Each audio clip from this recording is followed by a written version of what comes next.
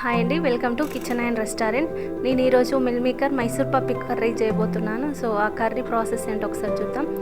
First ఒక కడాయి పెట్టుకొని దాంట్లో కొంచెం ఆయిల్ వేసుకొని ఆయిల్ కొంచెం హీట్ అయ్యాక పోపు దినుసులు వేసుకోండి. తర్వాత ఆనియన్, పచ్చిమిర్చి వేసుకోండి. తర్వాత ఈ కొంచెం ఆనియన్ గోల్డ్ బ్రౌన్ కలర్కి వచ్చే వరకు ఫ్రై చేసుకోండి. తర్వాత అల్లం వెల్లిపాయ పేస్ట్ వేసుకొని ఒకసారి మంచిగా కలుపుకోండి. అల్లం ఇలా ఫ్రై అయిన తర్వాత ఇందులో 2 రెమ్మల కరివేపాకు అండ్ కొంచెం కొత్తిమీర యాడ్ చేసుకోండి. ఇందులో ఒకసారి కలుపుకొని అందులో ఒక స్పూన్ పసుపు వేసుకోండి.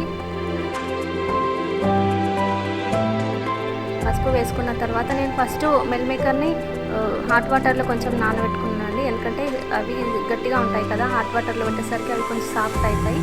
ఇట్లా నానబెట్టుకొని మంచిగా ఇట్లా వాటర్ లేకుండా వడబోసుకున్న తర్వాత ఇందులో యాడ్ చేసుకోండి.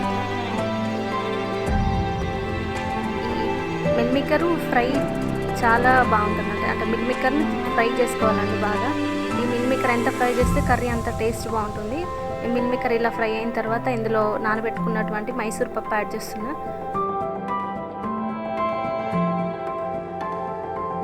ఒకసారి కలుపుకోండి.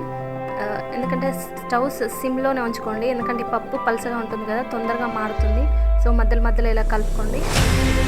పప్పు అండ్ మిల్ మేకర్ ఫ్రై అయిన తర్వాత కొంచెం కారం వేసుకున్నాను. కారం వేసుకొని ఒకసారి కలుపుకోండి.